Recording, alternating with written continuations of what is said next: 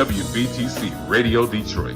You can find us on Facebook, YouTube, X, and our website, www.wvtcdetroit.com, or download our WVTC app from the Play Store for Android users and the App Store for iPhone users.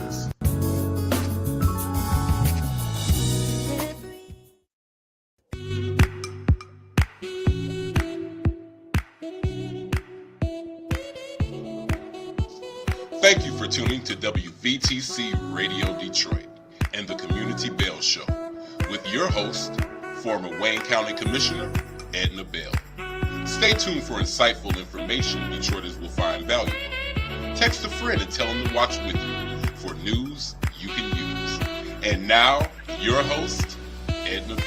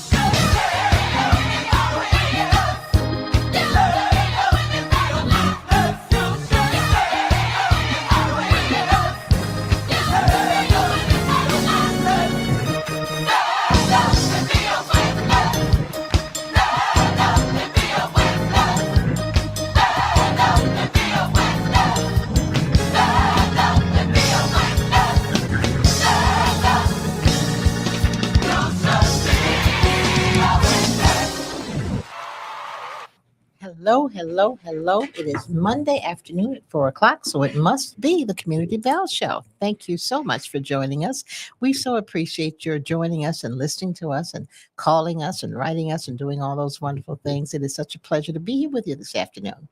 Well, it's Monday in September, middle of September, and it's still 80 degrees outside. Who knew? But I love it because, I like hot weather, so it works for me. Well, I have a special guest this afternoon who has done all sorts of wonderful things and has been working in the community for years and years, helping people understand not politics, but what it means to serve. And I've got someone here that many of you know, but I'm going to introduce her to some of you, and that is Madam Tashawna Gill. How are you? I am well. So welcome. Thank you for having me again. Welcome to the show. It just seemed the right time to have you because we are 40 days away from a victory. And so I just figured you needed to be here to talk about what you do and how we're going to win this wonderful election. But I thought it important for you to talk about supermajority because a lot of people don't know what the supermajority is, where it started, how it started, what it does. And so talk about supermajority for our guest. Supermajority. Yes, I love supermajority. First of all, let's talk about how it was founded. Yes. And then we could tell you why I love it so much. And so supermajority was founded by a group of women, one being Cecile Richards. Mm-hmm. And, you know, she comes from Planned Parenthood. Mm-hmm. Her mom led Planned Parenthood. And so they got together and started this group that will empower women. And we live by some values, right? We organize around a set of values. Okay. But the number one value that I love, our super rule, is that we organize, that we put women of color first and foremost in everything that we do. Yes. And that's pretty rare these days. And it is a national organization. Yes. And we just got on the ground. We were not, now we have an organizing aspect. At first, it lived in an online world where we organized online and all that good stuff. Mm-hmm. In 2022, it was our first time on the ground, knocking doors, phone banking, organizers throughout the country. Mm-hmm. And we focus on, you can say, the states that truly matter right now, the battleground states. And what are the battleground? Because a lot of people don't know what we know. They don't know what the battleground states are. Tell them what the battleground states are. So, of course, we have Pennsylvania, Arizona, North Carolina, Michigan. Michigan is definitely one of those important states that we want to make successful here. Yes. Wisconsin. Oh, Wisconsin. But the deep, you know, you would need Wisconsin is another one. But we need Michigan, Arizona, North Carolina, and Pennsylvania. Pennsylvania, of course. Yes. And so we're a national organization that focus throughout the country, but right now, this year, we have certain states that we're trying to put a dent in and help out. And it makes sense. And let me go back to old school days. Civics, a lot of people don't know why those states are so important. Oh, they don't know because you're right. They don't understand how people get elected. They don't understand. We won the election. We got electoral 100,000 votes more than the other person. Okay, that doesn't necessarily do it, everybody. People don't understand why Pennsylvania is so important, right? And so the electoral college matters in elections. It is why we have presidents and how they win. And I know this is so elementary. I'm going to stop you again. The electoral college is what?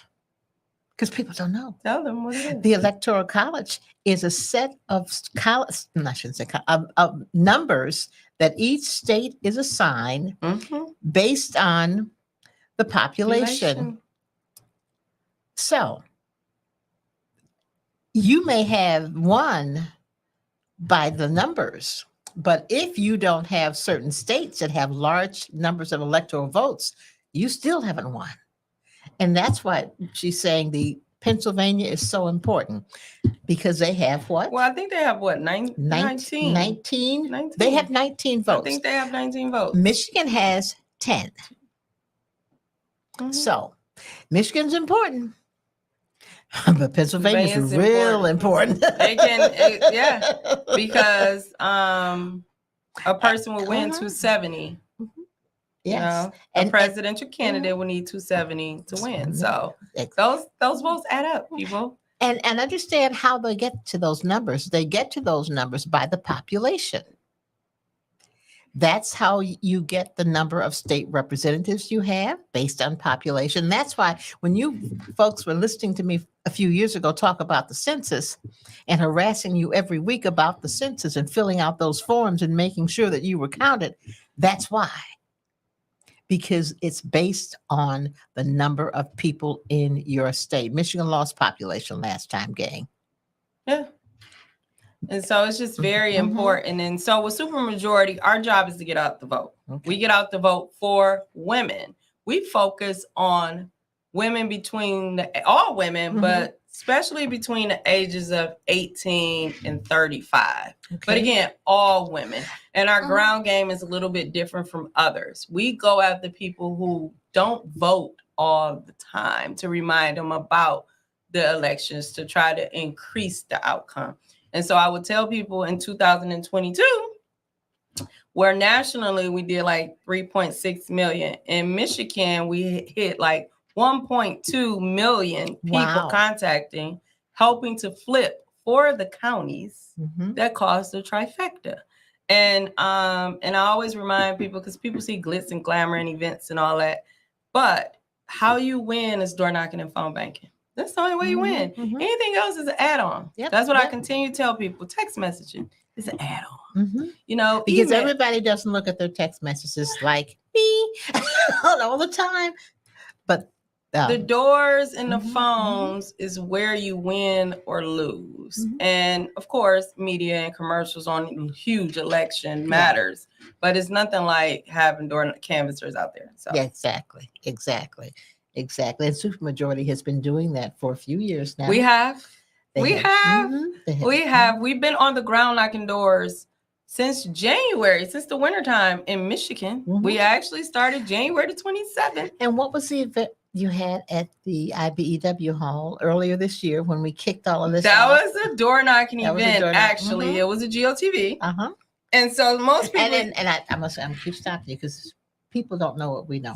GOTV, everybody. I was about to explain that. Okay. So get out the vote. Now people have events and just say they are GOTV, right? And so they'll have this event and they'll say that it's GOTV, but nothing happens. Those who know me know and understand I don't do an event without an action. And every event has to have an action. Either we phone banking, we're door knocking, it's postcards, it's something to get out the vote, or else I feel like I am wasting my time. I mean, every event should have an action, but we actually run real GOTVs. So if you get an invite, just know that it is about door knocking and phone banking. So if you don't want to do either, you probably don't want to come. That's fine.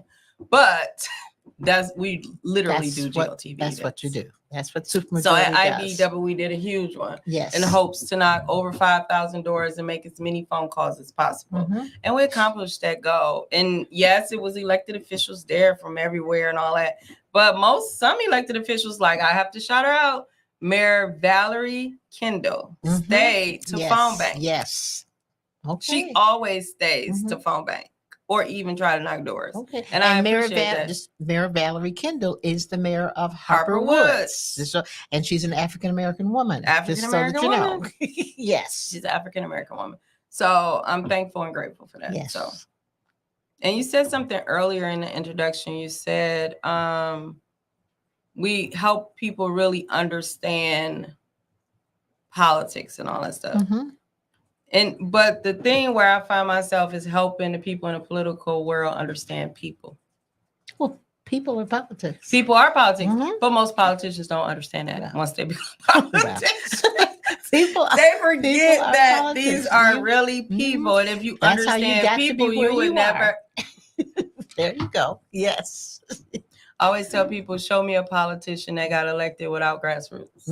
It's impossible. That's right. That's right. But yeah, so I try to help, what would you say, the elite understand people and respect people. You will respect people that do the work. So. Yes.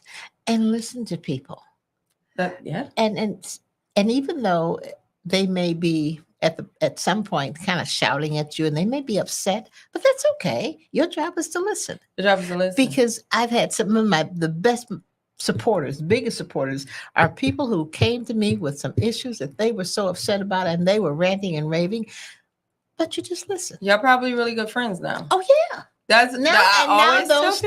Those are my biggest supporters. They are friends from years back, but they just want to be listened to. They just want to be That's heard. all people want. They just want to believe that somebody is going to listen to me and listen to whatever it is I'm concerned about. Even if they can't do anything about it, they listened. You know what? That is so true. And people just want somebody to hear them.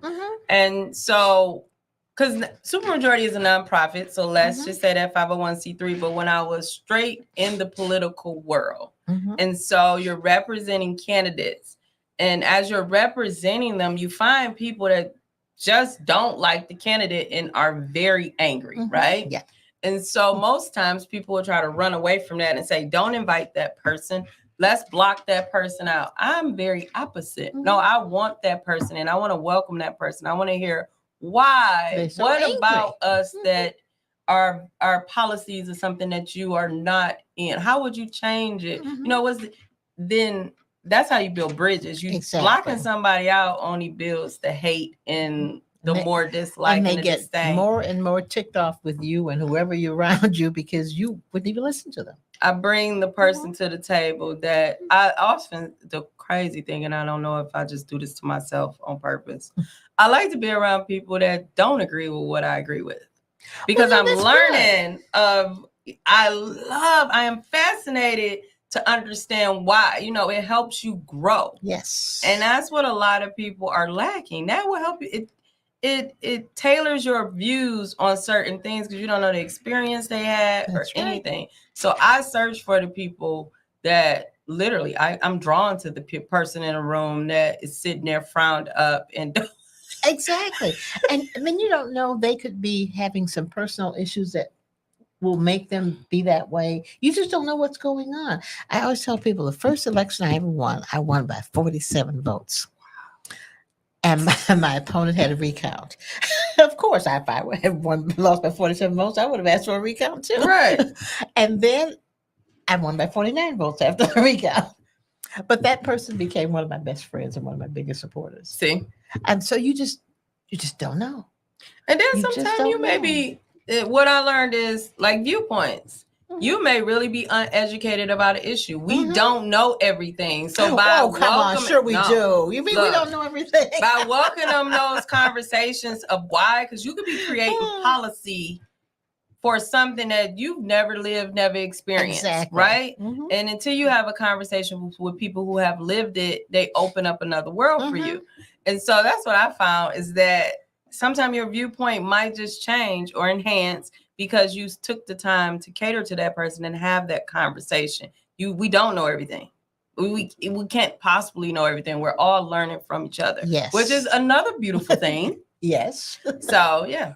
So that's what I find with those conversations. They're so valuable. They're so valuable, not just to me, but to the person that's talking to you, because then they become educated because you have a chance to explain to them why certain things are. And they look at you and they say, oh, okay, I didn't know that. Yeah. And they become empowered. And they go and explain it to somebody else. They explain to somebody else. Empowerment. And then that's what we do through all the organizations that, like, I represent Supermajority.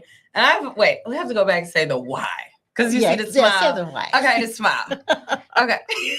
So I always say whenever I'm introducing myself to an audience and I'm explaining Supermajority, Supermajority is a place that allows me to be my authentic self. That is my number one sentence. It allows me to walk into my true self, to be who I am, to expand, to create, to grow, and to love on not just women, people. And I love this place of work. I've never experienced anything like this before in my life. And all of the people I've worked with and all the things I've done, it is like they force me to take a vacation, literally. No, because in the political world, it's 24 hours. Nobody, be blunt with people, nobody cares if you're tired, how long you've been, if you've eaten, none of that. If you took a break. Right. No, they pay us just to go exercise. Like they pay for your gym. Really? Really. Well, like that's great. It's self-care. I need to be a part of Supermajority. Self-care. Because you can't get the job done if you aren't in good health. It makes sense. Self-care comes before anything. It makes sense. Self-care comes before anything. First, how are you today? Do you need anything? Work is literally second, which allows me to thrive. Absolutely.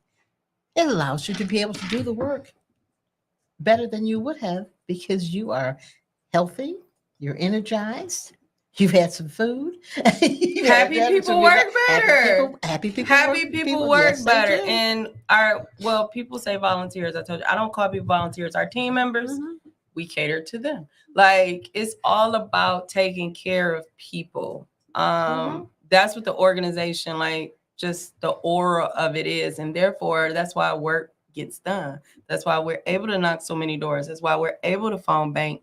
Like, we do a phone bank, it's 10 people in an hour and a half. We're doing close to $20,000. That's incredible. That's incredible. So, but and people say, how? It's the aura that you create. And people want to compete with each other, and that makes it even much more fun because I did more than you did. And next time I'm going to do more than you. Because we partner with the UAW Women's Department, which was huge. And I'm glad you mentioned that because I wanted you to talk about that. That's huge. Yes, huge. It is. Thank you to Director English, Region 1, who would have it no other way but a partner with Supermajority. And we even did they had a women's conference, Women in Top Conference in Chicago. We went, we presented. And we also did an activity there. We did. It was like a GLTV. So we went there. But they are all about competition. That's what. Yes. Everything is a competition. What logo gets more calls than the other logo? What logo knocks more doors than the other logo? Like, it's a straight competition. But these women work. Like, I've always been around unions because I built my whole career by working with unions. Any candidate that's ever won with me won because the unions came out, endorsed them, and did the work. But to actually, like, be more entrenched, you see the sacrifice these women make, because we're with the women's department. And they work tirelessly. And they believe in service. Like, service is a part of their oath. And they call to do the work. Can we please do more? Can we? And it's fascinating to watch. So, yeah. We in Region 1A has always really been. Yeah, Region 1A, Laura Dickerson. And 1A and 1 have always been very involved and engaged in the political process. And the women of those regions have always been strong like that. And I think it's because whoever the directors of those regions are have been the kind of people that allow them to soar and give them the support and the opportunity to do those kinds of things. 2 strong directors, we should say. Yes. African-American women. Laura Dickerson was the first of Region 1A to be the director, and she's also the director of TOP. And then you have LaShawn English, director of Region 1, and also the director of the women's department. So it's 2 strong women who show up every day and do the job. Yes. And it's fascinating to watch. Yeah, it's so fascinating because I love seeing the empowerment of women. Absolutely. It's just it's a joy for me to sit back and watch all the young women come up and grow and get involved and do the kinds of things that they're doing now. And I just love watching it because they are doing such wonderful work. And they're working. And it's not easy work, but they're doing the work. And so, LaShawn English, I have to say this, we're giving her, she has been nominated for African American Leadership Award. Oh, wow. Yeah, she has been nominated. And then you have Ashley Lewis. There's a number of UAW women that have been nominated for leadership awards. Wow. But LaShawn English and rightly is one. So, because often the women were not as recognized sometimes as the men were. No, there wasn't. Like, it's changing. And there was a time when that was just not the case. That was not just the case. And let's just say African American women were not just recognized. And now you look at the world now, like, we have African American woman leading the party here. Yes.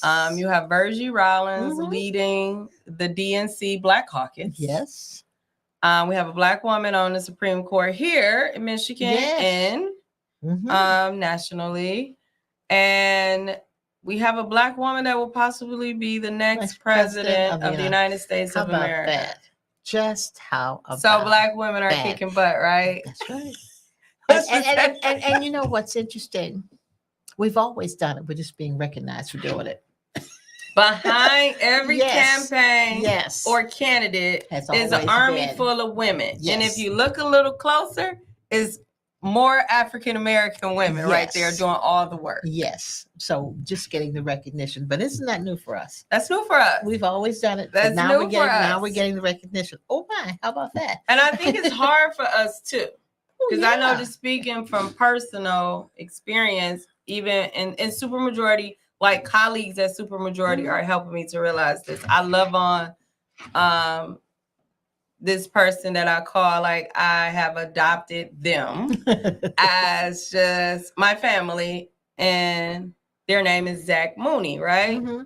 And so Zach is younger than me, but you know, I do all these things, I organize, but you still never think you're good enough because nobody before you have told you you're good enough. Mm-hmm. It's like in the thing, you know, you got it. Mm-hmm. You know, you're doing something great, or else people wouldn't want to call you to do the job, right? But nobody's going to shout it out and tell you that you're doing, like they want to.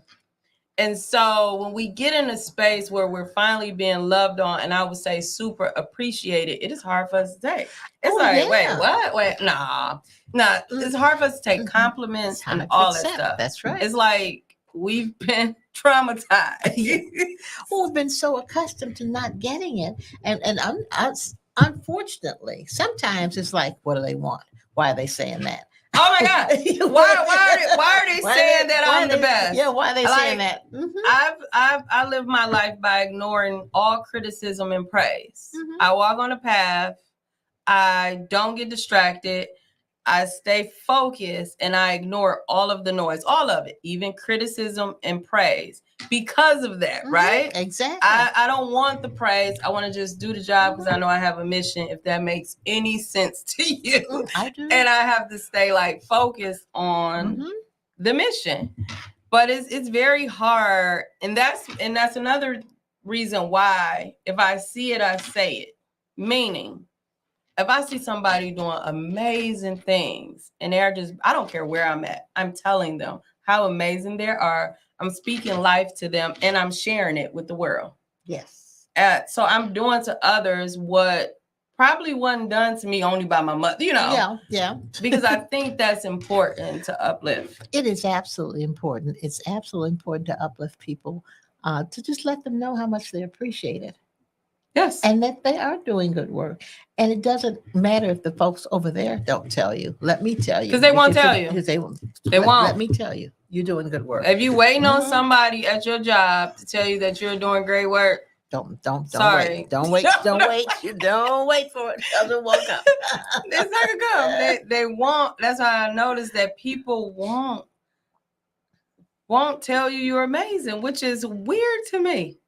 Mm-hmm. I find that, and I think they do it because they think that it hurts them.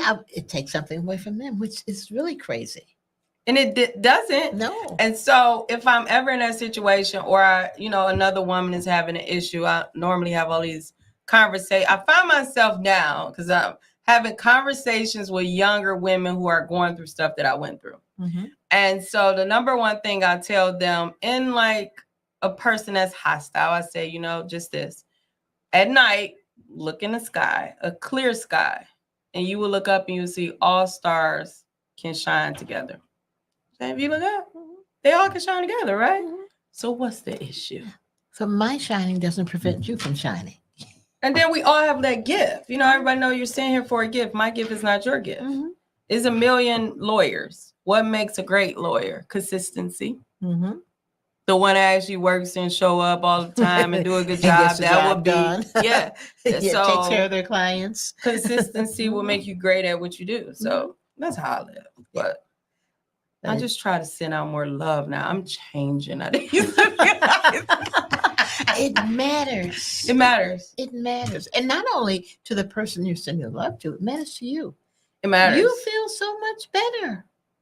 It matters even for the person that claims, and I say claim that they do not like you. Mm-hmm. I had to grow into the person, and it helps me with organizing and all of this. I had to grow into the person to even love on folks who claim they don't like me, like to just let it blow off my chest because it's a claim. They don't. I don't know, and nor do I care why. And but they don't know not why to either. feed them what they feed me. And I really had to grow into that. And I think, everybody get to that certain point where they grow into that. And I had to grow into showing grace. Yes. And I had a conversation with a young lady yesterday who called me, and she's like talking all this stuff about Trump. She hates Trump, and okay, I'm not saying he's great, but guess what? He still needs to be loved too. I'm not saying I love him, but I don't diminish anybody because I will want grace. Yes. I may say some things out loud that people don't agree with, and I don't want to get, you know what I'm saying? Yeah. And so, no, I'm not saying that he's right. I don't like him. I'm not voting for him. But I used him as the height of even showing grace. I don't hate and will never hate anybody. Exactly. And so, because that hate, if you hate and they hate, at some point somebody got love. Love will kill hate. So maybe he just need a hug. I was just gonna say maybe black women ought to just go hug him. He might need somebody to just love on him, because as I listened to his niece and the book she wrote and how she talks about his father, who would have been her grandfather, it sounds as though he needed somebody to really love him and like him. And he missed that piece of it. And so I don't know that he knows how to love, right? It's like a sad. I don't feel hate. I feel sad. It's a sad situation. So I don't think he knows how. And unfortunately, we don't need anyone like that. Exactly. Trying to lead a country. I agree. And so I don't like him. But I'm not gonna hate him. But I'm not gonna hate him. That's what I'm trying to That's what I'm trying to get across. Because the person that I was talking to on the phone, I would not say her name, but I would say what she said. And she said she wished the person would have accomplished what they tried to accomplish. And I said, I don't wish that on anybody. I don't wish that anybody's life get taken from them. I don't. No. You can't hate somebody. So I said, so the person that claims that they hate you, is it okay for them to wish that you see? Like I always turn when I'm thinking that I'm even judging somebody, I turn it to myself, which brings me to like it checks me. Like, okay, Tashawna, you're saying this about this person and you're doing this. How would you feel? And then it just checks me. So I had to, you got to figure out how to. It's only one person that is here to judge somebody, and he's not even a person. And he's working on all of us. He's probably right now. He's probably thinking, "Oh my goodness, what's wrong with these people? I don't wish what is wrong with them? I don't wish death on anybody. Let me figure out how to help these folks, because they're having some real issues right now. So, okay, Lord, help us, because we need your help. Yeah, I actually think it's kind of scary that it's become normal that you can try to just kill somebody. Yes, that's the terrifying part. That's scary. Like we're creating. And the way this person planned this out. He sat there for like 12 hours, they say. Oh, really? Yeah, I just saw it coming out. And they said he had a couple of backpacks that had tiles in them. I'm trying to figure out what he would do with tiles. But that's scary that someone would want to do that, would spend that much energy and time to hurt somebody. It's terrifying that they're normalizing this in the political realm. Yes, this is like not there's normal. So many things that's getting normalized. It's not normal. It's not normal. Like it's not normal for a person in the political world to attack a community with lies just because you want to get another point across. It's not none of it. Actually, the debate wasn't normal. It's not a normal presidential debate on both sides. No. And I'm a strong. It's not what. It's like they have taken the class out of being a president. Almost like yes. It holds. Like it was a job where everybody can't be the president of the United States. High esteem. You had to really. You had to. It was a checklist. And everybody my cannot be the president. Point is Barack Obama. I don't care what anybody says. That's a high point. That is the epitome of what a president should be. The family as a whole was like, all of on the, it, the right? demeanor. When I first heard him in 2004 in Boston at the convention, I said that this man is going to be president. And he was. And he was. You could see it. Then after that, the class just went. My goodness. Oh, come on. Because It's y'all like- watching it's this, like, and I'm what happened? like, now anybody can do this. Like, It- what this- is the Yeah, what? Well, there's got to be some criteria.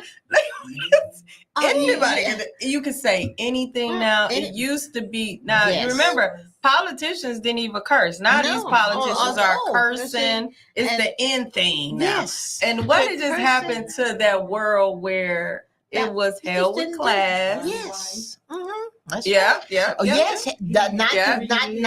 not divorced children from 3 or 4 different women. Not convicted of felonies. But you know, I and want to get into crimes. that so a group of us spoke about this, and I just want people to think about this.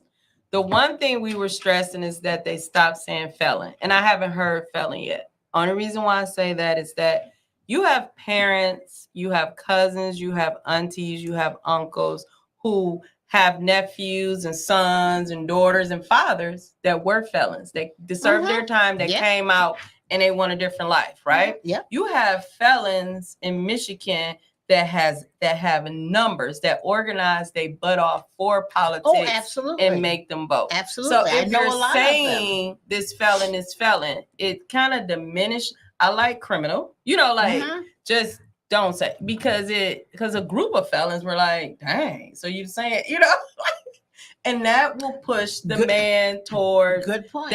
that's how black men, which we said 6 years ago, but we won't talk about that, are relating to Trump.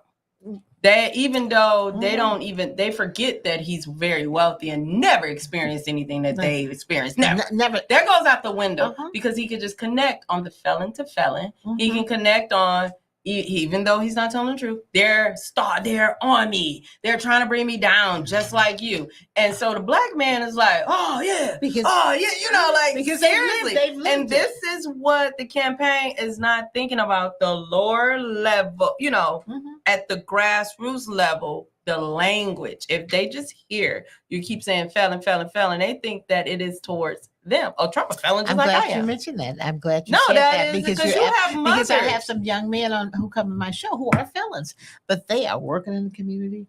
They are Yes. doing all sorts, and they're good young men. They serve their time. But then they're you out. got a campaign and they're saying do- no Mhm. felon Uh-huh. should be this. Mhm. Okay, so what is their limit of what they can be because they messed up one Mhm. time in their life?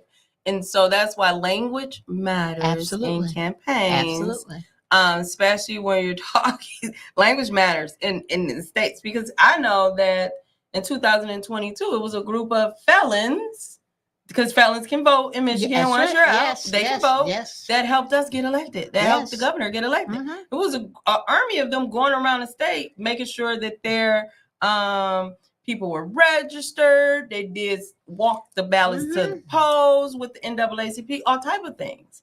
And so, yeah, it's a whole community. It's not in Michigan, they can vote. Yes, So when you come to yes. Michigan, you might not want to wanna be use like, that word. but the point you raise is a great point.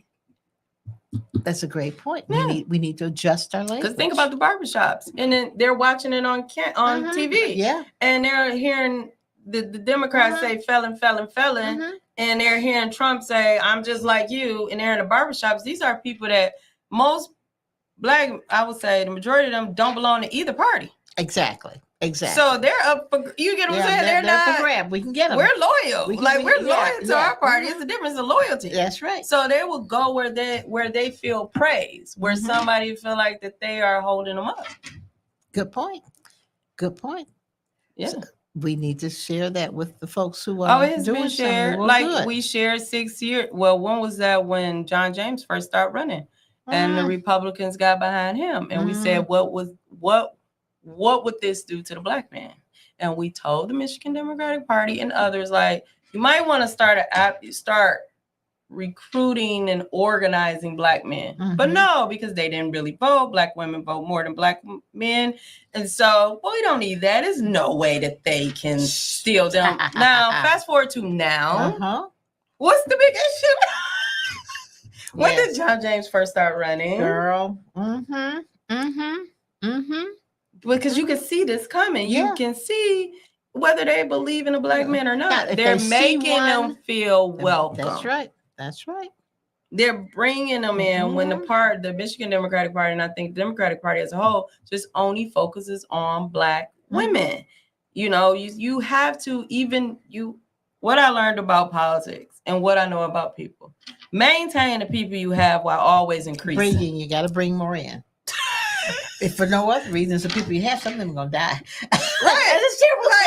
You know, because they bank on wisdom. I call them wisdom. I don't call them seniors, you guys. I call them wisdom. Some not gonna be around. And so they bank on wisdom. They bank on a black woman.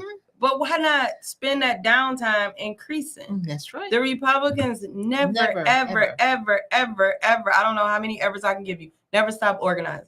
Never. They organize all year round, around the clock, whether they win or lose, they're organizing. They're increasing their voter registration. They had a barber shop, and they probably still do. They were going into the barber shops, going after black men for the past 3 years, right under our nose. What were we doing? They've been organized. What were we doing?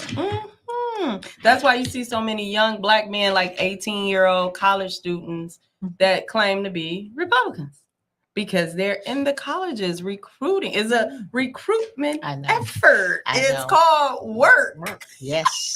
And I've been working. I have my grandson, my oldest grandson now is at Florida A&M. And so we were working on him and his little buddies who all left here and who will be voting for the first time. He's gonna have a group. Yes, there. He's got a group there already, and they're working on I'm making sure that his buddies know how to vote. Look, he got he got a huge alumni from it. Oh, that's in Michigan. Yes, he does. They've got a huge group, and so they're working on it now.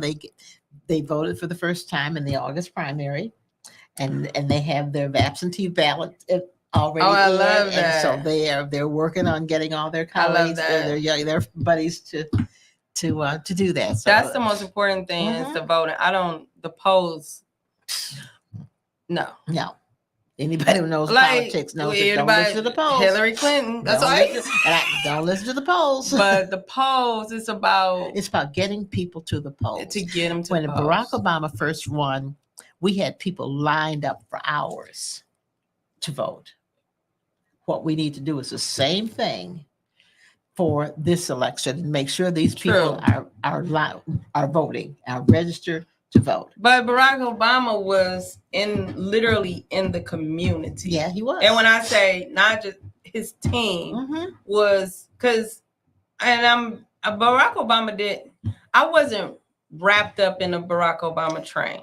I wasn't. No, I saw it. Okay. Yes. I saw it. And so what I saw in the feeling that it gave, like you saw Barack Obama stuff everywhere. Yes. Like gas stations. Everywhere. But the people. Yes. And it was a really community. That was the height of community organizing. Yes. And then so with the Hillary Clinton thing, they literally tried to copy Barack Obama. All campaigns are different. You can't copy it. No. And they still been trying to use that Barack Obama platform, to create. No, you do need to be in a community, and you got to figure out how to get in a community. But you gotta say that was the Barack Obama. Yeah, you take gotta have the your good own things from it and figure out. But what I can say from this campaign, I don't know.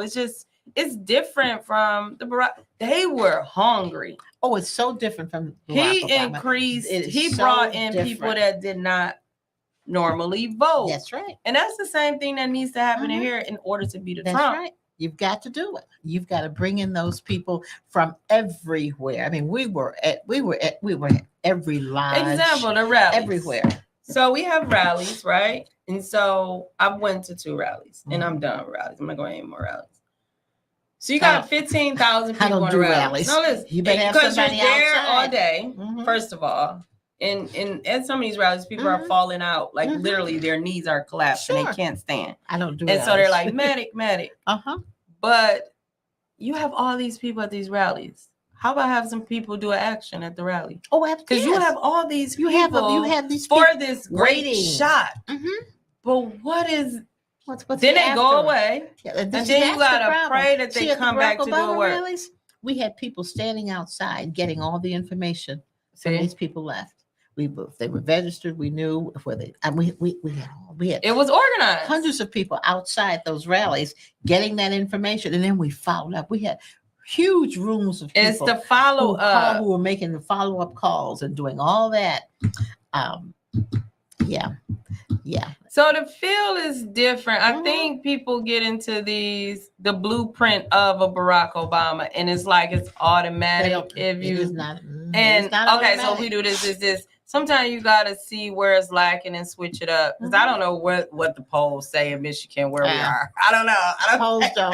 Polls really don't. I go off of like the feeling in the street, like is a normal person that normally doesn't vote even talking about it. See, I'm not feeling that same feeling. I'm not feeling that. That's what I'm saying. I'm not feeling it before. You know how you go in the gas everywhere. station is the person standing at the gas station that talking about it. Like it's a conversation. You listen to the conversation. Not feeling it. It's different. So I'm scared. Democratic Party, get the feeling. I'm scared. You got to have the feeling. Get the feeling. I'm scared. Get the feeling. So am I. Get the feeling. Okay, get the feeling. Thank you so much. Thank you so much. This is such good conversation. It's information that people have to have. Well, I try to give real information. Information that people need to have, that we need to give to them so that they can do the right thing come election day. Yeah. So registration, you can start voting on the 29th. Start voting. Get somewhere, knock doors and phone bank. Knock those, call somebody. If you only call all your relatives, that would be a wonderful thing. Take 5 people with you to the polls. Do that. Just some things everybody can do. Thank you so much, Madam Tashawna Gill. Thank you for having me. I appreciate your coming. I do. I will have you back because this is so important. When you asked, I said I wish I could have did it. I was doing something. You were out of town. I think that's when I was in Chicago. Yeah. But we'll see you next time. Thank you so much for being with us, folk. Community Bell Show will be back next week, and we'll be talking more about voting because you got to vote. You got to be registered. You got to vote. Have a great week. We'll see you next time. Neighborhood beautification. That's very important to Detroit. It's very important to block clubs, organizations, and people who live in the community. We got started with 2 lots and a vision of a treehouse center. Because if we can take these blighted lots, Detroit give us grants to be able to do something with them that the community wants, it's a plus because we're bringing our neighborhoods back to where we want them to be, where they should be. All because I live in Detroit.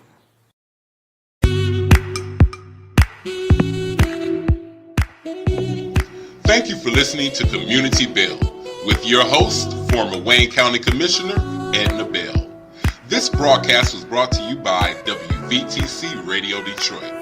You can find us on Facebook, YouTube, our website, www.wvtcradio.com, or download our WVTC app from the Play Store for Android users and the App Store for iPhone users. If you've enjoyed this broadcast, tell a friend to tune in. We'll see you next Monday at 4 p.m. Eastern to the Community Bell Show, right here on WVTC Radio Detroit.